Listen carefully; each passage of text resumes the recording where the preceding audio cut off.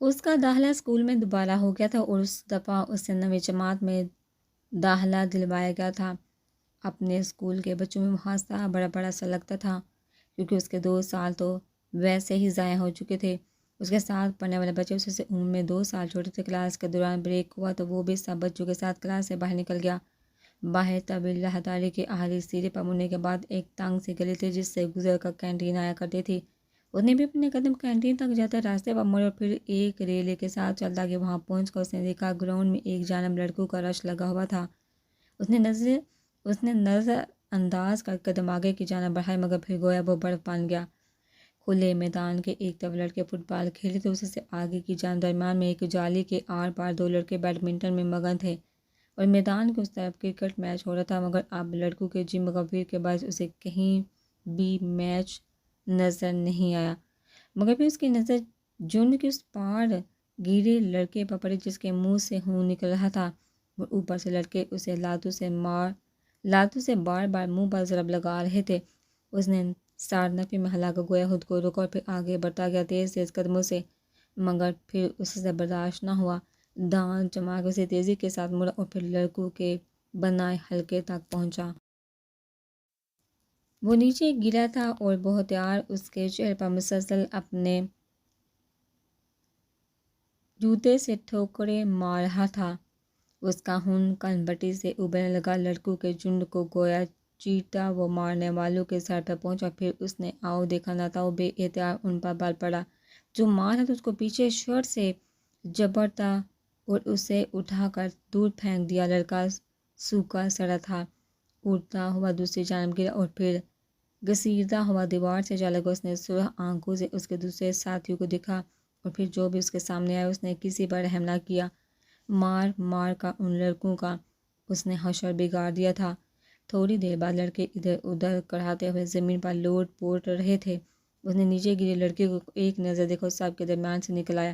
اپنے پیچھے اسے لڑکوں کی تالیاں بجائے اور اس کے حق میں کوئی نعرہ لگانے کی آواز آئی تو مقبول پرواہ کے بغیر وہ آگے بڑھتا گیا۔ دوسرے دن جب وہ اسکول آیا تو سب نامحسوس طریقے سے اسے ہی دیکھ رہے تھے۔ اس نے کوفت سے سر جھٹک کر قدموں کو آگے بڑھایا۔ لوگوں کی نظروں کا مرکز بننا اسے کبھی بھی اچھا نہیں لگتا تھا۔ کلاس میں بھی سب کا یہی حال تھا۔ اس کے پاس سے گزرتے لڑکے اسے مڑ مڑ کر دیکھتے تھے۔ اسے اپنے کی پر کوئی پچھتاوا کوئی ملال نہیں تھا۔ وہ کسی کو آئندہ ایسے دیکھے گا تو وہ ان کو اسی طرح مارے گا، 1000 دفعہ مارے گا۔ وہ اپنے سامنے کبھی بھی ظلم ہوتے نہیں دیکھ سکتا تھا۔ اسے اس بات کا اندازہ نویں جماعت میں ہو گیا تھا۔ بریک ہوا تو وہ اپنی سیٹ سے اٹھ کر باہر کی جانب جانے لگا۔ اس کا کوئی دوست نہیں تھا۔ ایسا نہیں تھا کہ اس میں کوئی کمی تھی یا وہ ذہین نہیں تھا، مگر اس نے اپنا حلقہ احباب انتہائی محدود کر لیا تھا۔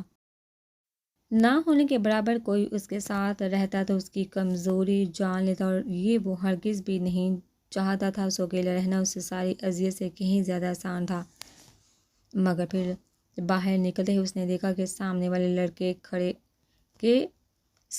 لڑکے کھڑے ہیں جو کالوسے سے پٹ چکے تھے۔ اس نے آس پاس دیکھا، راہداری میں موجود ہر لڑکا اسی کی طرف متوجہ تھا۔ ایک لڑکا اس کے سامنے آیا، اس کی آنکھ پر زخم آیا تھا، نیلا جامنی سے زخم، اور آنکھ سوج کا گویا ذرا باہر آ نکلی تھی۔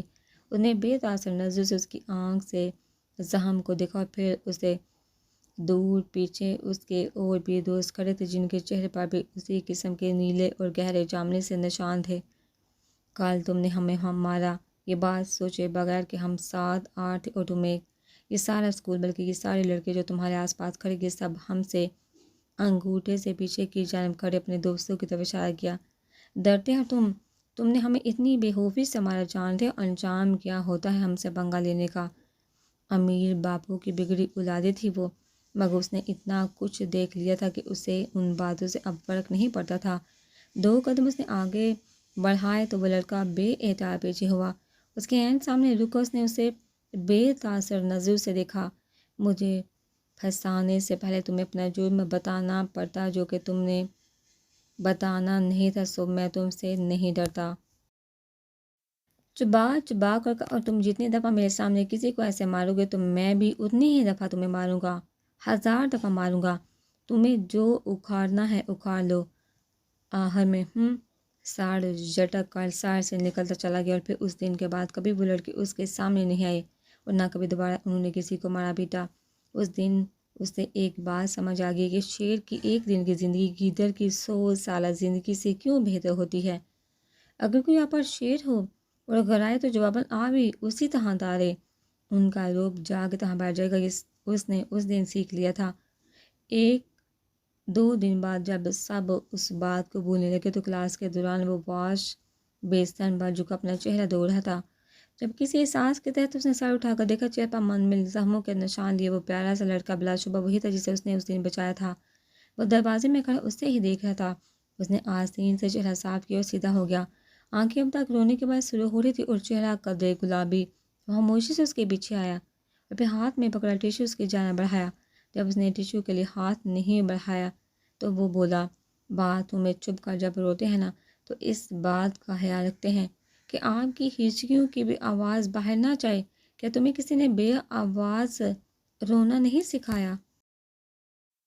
اس نے اس کے ہاتھ سے ٹیشو لیا، پھر کوئی بھی بات کے بنا سار سے نکلنے لگا کہ اس دن کے لیے تھینکس سے بول گیا۔ پھر بھی تم نے انہیں ٹھیک طرح سے نہیں مارا۔ اب کس نے نہ سمجھی سے پلٹ کر اسے دیکھا تھا۔ وہ لوگ ابھی تک اپنی ٹانگوں پر سلامت چل پھر رہے ہیں۔ وہ جب ہنستے ہیں تو پورے دانت دکھائی دیتے ہیں ان کے۔ ٹانگ نہیں توڑی تھی تو دانت ہی توڑ دیتے کسی ایک کا۔ ہنستے ہوئے ایک کھول کتنا اچھا لگتا۔ اس کے سنجیدگی سے کہنے پر وہ بے احتیاط ہنس دیا تھا۔ اتنا ہو رہا تھا تو خود کیوں نہیں مارا تم نے انہیں؟ وہ کندھے جھٹک کر کہتا باہر نکلا تو لڑکا اس کے پیچھے آیا۔ اس سے 1-2 سال چھوٹا تھا۔ مجھے ایکشن دیکھنے کا زیادہ شوق ہے۔ وضاحت دی تو ولی نے رک کر اسے دیکھا۔ کہ تم میرے پیچھے کیوں آ رہے ہو؟ تم کوئی لی مینہو نہیں ہو جو میں تمہارے پیچھے آؤں گا۔ میں اپنے راستے سے جا رہا تھا۔ اس نے غالباً کسی کورین اداکار کا نام لیا تھا۔ وہ سر جھٹک کر آگے بڑھا مگر لڑکا اس کے ساتھ ساتھ تھا۔ اور پھر ایسے ہی ہونے لگا۔ وہ اصغر نامی لڑکا اس کے ساتھ ساتھ رہنے لگا۔ کبھی اس کے برابر میں بیٹھ رہا ہوتا اور کہتا کہ یہ سیٹ تم نے خریدی تو نہیں ہے نا، سو میں یہاں بیٹھ سکتا ہوں۔ اگر تمہیں نہیں پسند تو تم وہاں دور اشارہ کرتا، مگر پھر جگہ خالی نہ ہونے کے باعث کہیں اور دیکھتا، نہیں وہاں۔ پھر مایوس ہو کر کہتا بلکہ تم یہیں بیٹھے ہو، مجھ سے مسئلہ ہے تو یہ کتاب لکھی ہے نہ اپنا چہرہ اس میں گھسا لو۔ مزید سے کہہ کر ٹانگ جلانے لگ جاتا اور ولی صبر کا گھونٹ پی کر رہ جاتا۔ اگلے روز وہ اس کے ساتھ چلنے لگا تو اس نے گردن پھیر کر اسے دیکھا۔ اس نے بھی اسی ڈٹائی سے دیکھا۔ کیا مسئلہ؟ میں تو اپنے راستے سے جا رہا ہوں۔ کوئی پرابلم؟ رکا پوچھتا۔ ولی نے اف سار نفی میں ہلایا اور آگے بڑھتا گیا۔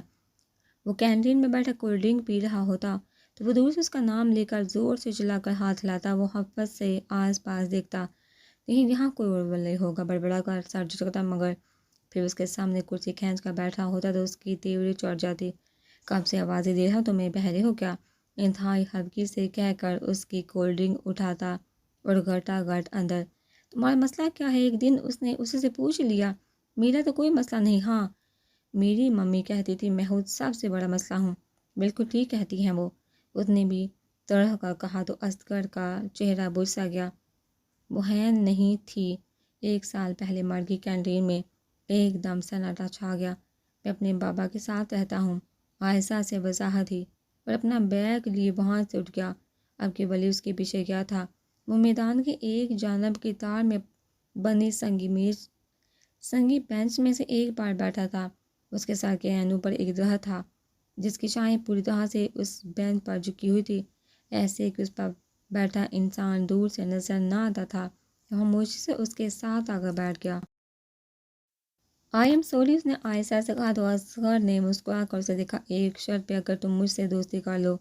اس نے ہاتھ میں ساتھا آگے بڑھایا تو اس نے پتہ نہیں کیسے وہ ہاتھ تھام لیا، پر پھر اس کی اور اصغر کی دوستی کا آغاز ہو گیا۔ وہ انتہائی باتونی تھا، ہر وقت کوئی نہ کوئی قصہ وہ ولی کو سناتا رہتا۔ اور ایک تو اس کے وہ کے ڈرامز جان کے بعد وہ بہت زیادہ ڈرامے دیکھتا تو اسے سب سے زیادہ کورین ڈرامے پسند تھے۔ کبھی کبھی ولی اکتا کر کہتا ڈرامے لڑکیاں دیکھتی ہیں۔ اصغر اس کی بات پر وہ برا منائے بغیر ڈٹائی سے ناک سے مکھی اڑاتا۔ ایک ریسرچ کے مطابق ڈرامے دیکھنے والے لڑکے انتہائی ذہین اور سمجھدار ہوتے ہیں۔ وہ ایستھیٹک اور سیٹسفیکشن کے لیے پھر کہیں وہ نہیں جاتے بلکہ اپنی اس بہترین عادت کی وجہ سے اپنی تنہائی کا علاج خود کرتے ہیں، اور جو لوگ اس کی جانب تم کیا جانو والی نظر سے دیکھ کر آنکھیں گھماتا اور پھر کہتا یہ کہتے ہیں کہ ڈرامے دیکھنا صرف لڑکیوں کا کام ہے، تو میں آپ کو ایک بات بتا دوں ولی سر کہ آپ نہایت ہی بیک ورڈ اور پینڈو ہو، یہ ریسرچ پہ یقیناً تم نہیں کی ہوگی۔ اس نے اچھا والا آبرو اٹھایا۔ بالکل کوئی شک، وہ ٹیبل پر ہاتھ مار کر کہتا تو ولی نفی میں سر ہلاتا اٹھ جاتا۔ اسے کوئی شک نہیں تھا کہ یہ ریسرچ اس نے کی تھی۔ وقت آگے سے آگے گزرتا گیا، اس کے اٹیک بڑھتے جا رہے تھے۔ وہ کلاس سے گھنٹوں غائب رہتا، جب عسکر اسے ڈھونڈا تو وہ واش روم میں کھڑا روتا ہوا ملتا۔ اس کا ٹراما اتنا گہرا تھا کہ کبھی کبھی وہ چکراتے سر کی وجہ سے واش بیسن پر جھکا کھڑا ہوتا تو اصغر پریشانی سے اس کی پیٹھ مسد اس کا چہرہ دھلاتا، نڈھال سے ولی کو پکڑ کر میدان میں بنے بینچ تک لاتا۔ اس کا تقریباً معمول تھا، مگر پھر آہستہ آہستہ وہ ٹھیک ہونے لگا، اٹیکس کم ہو گئے۔ انہیں سمجھوتا کر لیا، اور اگر اس وقت میں اس کے پاس اصغر نہ ہوتا تو واقعی زندگی اس کے لیے بہت مشکل ہو جانی تھی۔ حویلی کے حالات بھی اب کے سازگار جا رہے تھے۔ جب سے اس کے ساتھ وہ حادثہ ہوا تھا تب سے بہتیار اور نثار نے اسے تنگ کرنا چھوڑ دیا تھا۔ اسکول ختم ہوا تو کالج آ گیا۔ کالج میں وہ اتنا ہی کم گوش سنجیدہ تھا، مگر اصغر ویسا ہی باتونی تھا۔ کالج میں ہوتے ہر سکینڈل کی خبر ہوتی تھی۔ اس کے پاس اس کی طبیعت کے لیے اصغر بالکل ٹھیک تھا، وہ بولتا تھا اور ولی سنتا تھا۔ کالج ختم ہوا تو یونی کا دور آ گیا۔ وہ بڑا ہوتا گیا۔ پھر ایک دن جب وہ چھت پر بیٹھا اپنے اینٹری ٹیسٹ کی تیاری کر رہا تھا تو اس کے ساتھ وہ واقعہ پیش آیا جس نے اس کی زندگی بدل دی۔ امل اسے 4 سال چھوٹی تھی، وہ اس وقت فرسٹ ایئر میں تھی۔ وہ اس وقت شاید نہا کر چھت پر تھی، خبص اور گرمی ہونے کی وجہ سے وہ شام کے اس پہر نہائی تھی۔ ولی چونکہ ایک جانب رکھے جھولے پر بیٹھا تھا اس لیے اس نے ولی کو نہیں دیکھا تھا۔ اس نے تولیے سے بالوں کو آزاد کیا، پھر ایک جانب کو گردن گھمائی تو ڈھیر سارے بال گھوم کر کمر پر جھول سے گئے۔ وہ جو کتاب کھولی اس پر پرماننٹ مارکر سے نشان لگا رہا تھا۔ یکدم چونک کر دوسری جانب بنی ڈیوری کی طرف دیکھنے لگا۔ وہ لیمن کلر کے نفیس سے لان کے سوٹ میں ملبوس بے خبر سی نیچے سبزہ زار کو دیکھ رہی تھی۔ اس کی آنکھیں جیسے اس نم سے لمبے بالوں میں الجھ سی گئی تھی، مگر پھر وہ یکدم گھبرا کر کھڑا ہوا۔ اس کی گود میں کا مارکر نیچے جا گرا تھا، البتہ کتاب اس کے ہاتھ ہی میں تھی۔ آواز پر امل نے چونک کر اس کی طرف دیکھا تھا، پھر اسے دیکھتی اس کی شہد رنگ آنکھیں گویا پھیل سی گئی۔ ولی خشک لبوں پر زبان پھیرتا گردن جھکا عجیب سے محمد میں کھڑا رہ گیا۔ اسے آج سے پہلے ایسا کبھی محسوس نہیں ہوا تھا۔ امل نے اسے دیکھتے ہی رو پھیرا اور پھر دوپٹہ کندھوں پر دھس گیا۔ وہ بھی ایک دم عجیب سی ہو گئی تھی۔ چھت پر موجود شام کی فضا میں کوئی ساز تھا جو تحلیل ہونے لگا تھا۔ کچھ لمحے یوں ہی حویلی پر اترتے شام میں گر کر پگھلتے گئے تو وہ کھنگار کر آگے بڑھا۔ اسی پل وہ مڑی تھی جانے کے لیے، اور یکدم وہ دونوں ایک دوسرے کے بالکل مقابل آ گئے تھے۔ ولی کی نصف والی آنکھوں میں کم عمری کی معصومیت تھی، اور امل وہ تو جیسے اسے اتنے قریب سے دیکھ کر کچھ بولنا ہی بھول گئی تھی۔ زبان کے الفاظ تو بعد میں آنے تھے، مگر اس کی تو آنکھیں ہی گویا ولی کی آنکھوں پر ساکت ہو گئی تھی۔ خاموشی سے وہ کب ولی کے دل میں اتری اسے پتہ نہیں چلا۔ وہ چند پل تھے، چند لمحے، پھر وہ ایک دم چونک کر ایک طرف ہوا تو اسی وقت امل اس طرف ہوئی تھی۔ وہ پھر سے مقابل آ گئے تھے۔ ایک بار پھر وہ دوسری طرف ہوا تو امل بھی اس طرف ہوئی۔ سب کچھ غیر ارادی تھا اور اتنی تیزی سے ہو رہا تھا کہ وہ دونوں بوکھلا گئے تھے۔ پھر ولی نے جیسے گہرا سانس لے کر ہاتھ اٹھائے۔ امل کی گردن میں گلٹی ابھر کر معدوم ہوئی تھی، اس کے ہاتھ ہولے سے کانپ رہے تھے، اور دل تو لگ رہا تھا ابھی باہر آ گرے گا۔ ولی کے ملبوس سے اٹھی مہک نے گویا اس پوری شام کو معطل کر دیا تھا۔ وہ خمار آلودہ سی ہونے لگی تھی۔ وہ ایک طرف ہوا اور جھکی نظروں کو اس نے دوبارہ اٹھانے کی گستاخی نہیں کی تھی۔ وہ تقریباً بھاگتی ہوئی زینو کی طرف بڑھی تھی۔ بھاگنے سے اس کے سیاہ لمبے بال کمر پر جھول رہے تھے۔ اس نے دل پر ہاتھ رکھ کر گہرا سانس کھینچ گیا اور پھر پلٹ کر چھوٹی دیوار پر ہاتھ رکھتا جھکا۔ لمحوں میں سب کچھ اتل پتل ہو گیا تھا۔ وہاں لفظ نہیں تھے۔ اس نے قریب سے اس کی آنکھیں دیکھنے کی غلطی کی تھی۔ چند پل لگے اور وہ پورے کا پورا تہس نہس ہو گیا۔ اسے کیا پتا تھا کہ وہ اسے یوں بے بس کر جائے گی۔ کتنے ہی بار وہ اس سے اترتی مگر میں چھت پر ہی کھڑا رہا۔ یوں لگتا تھا نیچے جائے گا، لوگوں کا سامنا کرے گا تو اس کے اندر مچھی قیامت کو بانپ لیں گے، ان لمحوں کو پکڑ لیں گے جو اس نے اب بھی گزارے تھے۔ زندگی میں پہلی مرتبہ اس رات کھانے پر نہ عمل آئی اور نہ ہی بلی آئی۔ انہیں کیا ہوا؟ بی جان نے حیرت سے کہا تھا۔ اب انہیں کوئی کیا بتاتا کہ کیا کیا ہو گیا تھا، کیا کیا ہونا باقی تھا۔ اس پوری رات جاگتا رہا تھا۔ نیند اس کی پہلے بھی بہت کچی تھی مگر اب تو جیسے بالکل ہی نہ آنے کا تہیہ کیے بیٹھی تھی۔ اس نے گہرا سانس لے کر جیسے اندر ہوتی افراتفری کو باہر نکالا تھا، مگر پھر یہ اس کی خام خیالی ہی تھی کہ وہ اسے بلا دے گا۔ آج تک وہ اسے نہیں بلا سکا تھا۔ 19 سالہ بلی کی محبت نے اسے زندگی کے اگلے کئی سالوں تک جھکانا تھا۔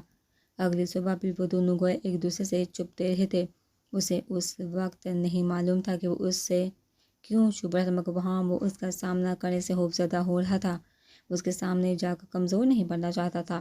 وہ شاید عمل بھی یہی سوچ رہی تھی جب اس کے سامنے نہیں آئی تھی۔ اس کے اینڈ ٹیسٹ میں ابھی کچھ دن تھے، اس لیے وہ یا تو سارا دن پڑھائی کر رہا ہوتا یا پھر سردار بابا کے ساتھ ڈیرے پر ہوتا۔ اس شام خلاف معمول زمان ڈیرے سے ذرا جلدی واپس آ گئے تو ولی بھی ان کے ساتھ ہی تھا۔ شاید خراب موسم کی وجہ سے انہوں نے جلدی آنے کا فیصلہ کیا تھا۔ آسمان گہرے سرمئی بادلوں سے ڈھکا ہوا تھا۔ تیز ٹھنڈی ہوا سے گرمی کا زور یکدم ٹوٹ سا گیا تھا۔ ان کے ساتھ ہی گاڑی سے ادھر اندر حویلی کی جانب بڑھا تو بوچھار شروع ہو گئی۔ بارش یکایک تڑا تڑ برسنے لگی تھی، بہت تیزی کے ساتھ، شدید گرج چمک کے ساتھ۔ ولی جاؤ پیچھے گیراج سے ذرا میرا وہ بیگ تو لاؤ جو میں نے تمہیں دیا تھا کل۔ ان کے اشارے پر وہ گیراج کی جانب بڑھا تھا۔ وہ حویلی کی چار دیواری میں بنا گیراج تھا مگر حویلی کی پچھلی طرف بنا ہوا تھا جو حمد و رفت نہ ہونے کے برابر تھی۔ اس نے جیسے ہی اندر قدم رکھا کسی کی ہچکیوں سے وجہ سے پل بھر کو برف ہوا تھا۔ امل دروازے کے پیچھے کھڑی گھامتی ہوئی بری طرح سے رو رہی تھی۔ وہ بجلی کی کڑک اور گرج کی وجہ سے ایک دفعہ بچپن میں بہت بری طرح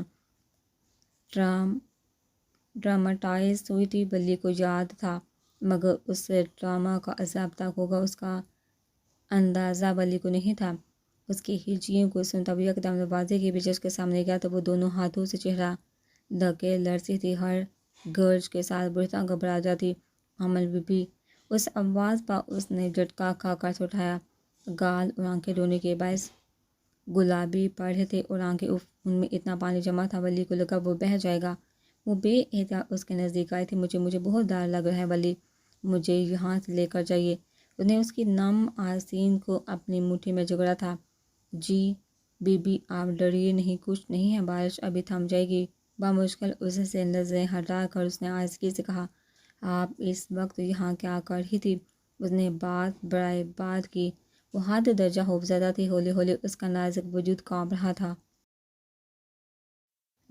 مجھے بی جان نے بھیجا تھا یہاں، ان کا کوئی پرانا سامان جہاں رکھا تھا میں ڈھونڈ رہی تھی مگر پھر ایک دم سے بارش شروع ہو گئی اور یہ گرج بادل یکدم زور سے گرجے لگتا تھا آسمان گر پڑے گا۔ عمل کی بے ساختہ چیخ نکلی۔ اس کا بازو زور سے تھاما۔ اس نے گہرا سانس لے کر اسے دیکھا۔ اس کا بازو پکڑے تقریباً اسے لگی کھڑی تھی مگر اس قربت میں بھی ایک خاص فاصلہ تھا۔ کچھ نہیں ہے، آپ دیکھیے بارش رک جائے گی، چلوں آپ کو حویلی لے کر۔ ایک دم اس نے قدم بڑھایا تو عمل نے اسے بے ساختہ روکا۔ آنسو کے نشان اس کے رخساروں پر موجود تھے۔ ابھی نہیں، پلیز، بارش رک جائے پھر لے کر جائیے گا مجھے۔ ابھی بارش بہت تیز ہو رہی۔ ایک نظر باہر برستی تڑا تڑ بارش کو خوف زدہ نظروں سے دیکھا، پھر نسواری آنکھوں تک سفر کیا۔ ولی ہلکا سا مسکرایا، پھر اس بار میں سا ہلایا۔ ہم انتظار کر لیتے ہیں کچھ وقت۔ یوں ہی بہتی سانسوں میں کٹ کے اس نے خود کو نظر اٹھانے سے باز رکھا۔ بادل ایک دم سے گرے تھے تو وہ اس کے بازو پر اپنی گرفت سخت کر دیتی۔ اس کی قمیض کی آستینیں کوہنیوں تک مڑی تھی، کچھ نم بھی تھی مگر وہ پرواہ کیے بغیر اس کا بازو پکڑے رہی۔ ابھی اسے نہیں چھوڑ سکتی تھی، ہرگز نہیں۔ بارش چند پل ہی میں ہلکی ہو گئی تھی۔ اس نے خوف سے کانپتی لڑکی کا ہاتھ نرمی سے ہٹایا اور اپنی قمیض کی آستین نیچے کی، پھر آگے کا کپ اس کے ہاتھ میں دیا تو اس نے خاموشی سے وہ تھام لیا۔ اس کا اعتماد بحال ہو رہا تھا، البتہ خوف اب بھی اس کے آس پاس تھا۔ پھر اسے لیے حویلی کی جانب چل آیا۔ بی جان کو دیکھتے وہ ایک دم سے رونے لگی۔ سب اس کے رونے سے گھبرا کر اس کی طرف بڑھے۔ ولی نے چپکے سے پیر اپنے کمرے کی جانب پھیرے اور منظر سے ہٹتا گیا۔ اگلے 3 دن عمل کو شدید بہار تھا، وہ بہار میں پھلک رہی تھی۔ اس کی اینٹری ٹیسٹ کی ڈیٹ سے 1 دن پہلے وہ شہر چلا گیا۔ پھر جب وہ ٹیسٹ دے کر واپس آیا تو بہت خوش تھا۔ اس کا ٹیسٹ اچھا ہوا تھا۔ وہ بھی پڑھ لکھ کر کسی قابل ہو جائے گا تو اس گاؤں کو ہمیشہ کے لیے حیدرآباد کہہ دے گا اور وہاں رہے گا جہاں اسے کوئی پہچانتا نہیں ہوگا۔ مگر شاید اس کی خوشیوں کا نصیب بہت کم تھا۔ زندگی ایک بار پھر سیاہ سرنگ کے پاس جا کھڑی ہوئی تھی۔ وہ لاؤنج میں داخل ہوا تو عجیب سا سناٹا تھا جو ہر سو قائم تھا۔ گو کہ لاؤنج میں بھی جان سردار بابا کے ساتھ دونوں حویلیوں کے مکین ہوئے بیٹھے تھے اور غیر محسوس طریقے سے اسے ہی دیکھ رہے تھے۔ ہاں البتہ اس حساب میں حسین نہیں تھا۔ انہیں بعد نحاس سے سلام کیا، پھر جیسے ہی کمرے کی جانب جانے کے لیے مڑا تو ہاشم کی آواز پر ٹھہر گیا، تم پچھلی رات کہاں تھے ولی؟ اس نے کرنٹ کھا کر مڑتے ہوئے ہاشم کو دیکھا تھا۔ ہاں وہ بھی تو تھا اس لاؤنج میں، اس نے کیسے نظر انداز کر دیا تھا۔ مگر تب اسے یہ نہیں معلوم تھا کہ ہاشم بھی حسین کی اصلیت سے واقف ہے۔ میں پوچھ رہا ہوں کہ تم پچھلی رات کہاں تھے؟ وہ تھا بھی اس سے 10 سال بڑا، اس لیے جب اس نے گرج کا پوچھا تو وہ سہم سا گیا۔ عمل بھی زینوں سے اتر ہی تھی، ماحول کا تناؤ دیکھ کر رکی ہاتھ اب بھی ریلنگ پر تھا۔ میں پڑھائی کرنے گیا تھا اپنے دوست کے گھر، میں اصغر کے ساتھ تھا۔ پچھلی رات آپ لوگ کیوں ایسے پوچھ رہے ہیں؟ مجھ سے کیا ہوا ہے سردار بابا؟ کیا کوئی بات ہوئی ہے؟ وہ بے اختیار سا سردار بابا کو دیکھنے لگا، مگر وہاں گہری خاموشی تھی۔ دل کا بند ہونے لگا۔ بی جان بھی افسوس سے اسے دیکھ رہی تھی۔ کوئی مجھے بتائے گا یہ سب کیا ہو رہا ہے؟ اس نے آپ کے زور سے کہا۔ کچھ انہونی تھی، کچھ ہو گیا تھا، چلاؤ مت۔ بہتیار یکدم اسے جھڑکتا ہوا اٹھا تھا۔ وہ نہ سمجھی سے سردار بابا کو دیکھنے لگا۔ تم پچھلی رات کہاں تھے ولی؟ کیونکہ کل رات کسی نے مولوی صاحب کی بیٹی کو صفاقی کا نشانہ بنایا اور وہ نام، ان کی آنکھوں میں سرخی اتری تھی، وہ نام تمہارا لے رہی ہے۔ کچھ تھا جو اس کے اندر چناکے سے ٹوٹ گیا تھا۔ شاید مان ٹوٹنے کی آواز تھی وہ، یا شاید کچھ اور۔ وہ کہنا چاہتا تھا، چیخ کر ان کو بتانا چاہتا تھا کہ اس نے ایسا کچھ نہیں کیا۔ وہ چاہے تو اصغر سے پوچھ لے، وہ کل رات اس کے پاس تھا۔ انہیں بتانا چاہتا تھا مگر اس کے لب پھڑ پھڑا کر رہ گئے، آواز تک نہ نکلی۔